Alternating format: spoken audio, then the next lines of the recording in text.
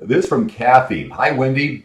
I swim with my master's group 3 days a week, and we incorporate kick sets. And the coach is always talking about gliding and distance per stroke. I know that you have mentioned stroke rate in previous podcasts and videos. Can you discuss the importance of stroke rate and benefits of kick sets? Hey, Kathy, that's a great question that I'm a lot of times conversing with other athletes about.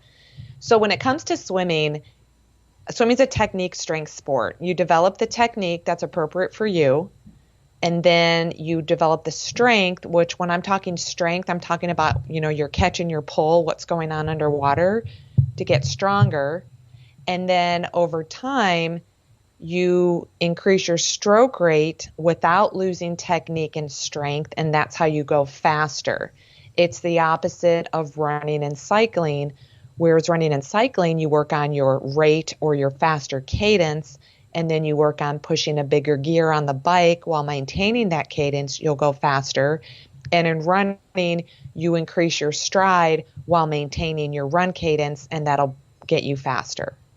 So it's really important first to work on the strength. I don't really talk much about glide in my swim technique. There is a glide there, but I think that messes adults up if you talk too much about the glide. I talk about the strength and extending your arm from behind. And then once that's solidified and it starts to get easier, meaning, you're going the same pace, but it feels easier, well, then you start to increase your arm rate without losing that strength. You will increase your arm number of strokes per length by a couple, but you shouldn't increase it excessively, because if you do, then you're probably spinning your wheels and not going faster because you lost that strength. Does that make sense, Dave? It does. And also, you have mentioned a golf, or is it SWAF score? Or Yeah, swimming golf. yes. So that's where I like to just have athletes swim a 50, count their strokes, probably a moderate pace, something that is repeatable.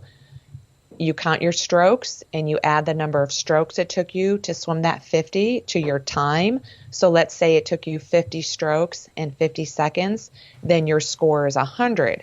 So just like in golf, you try to take less strokes. You can take less strokes either by actually taking less swim strokes, or you can go faster. So maybe on the next 50 at that same effort, you take 48 seconds and you still take 50 arm strokes. Well, your score is now 98, and so you've improved it. On the opposite end, maybe you swim 50 seconds but take 48 strokes, so your score is still 98. You're trying to find that sweet spot where your stroke count, you're not excessively gliding, and you're actually, kind of maintaining some sort of stroke count, plus or minus, one or two, but you're going faster. Is there a number that's general enough to apply to most people on how many strokes you should be taking per 25? Yeah, I Goal? mean, especially when I'm doing on deck coaching or when I'm doing a swim analysis, I count people's strokes. In a 25-yard pool, I like them to be between like 16 and 20, not more than 22 arm strokes, meaning left arm is 1, right arm is 2. That's how I'm counting. And then in a 25-meter pool, there's that sweet arm strokes per 25. Obviously, taking into impact the size of the swimmer, how their height.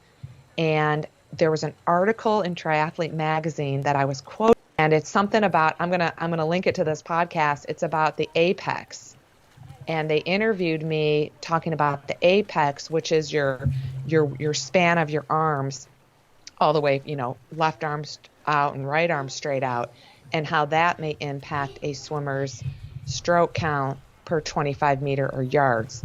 So again, I haven't referenced this article in a while, but I'll definitely link it to the show notes because it's kind of a fun article that they quoted me in.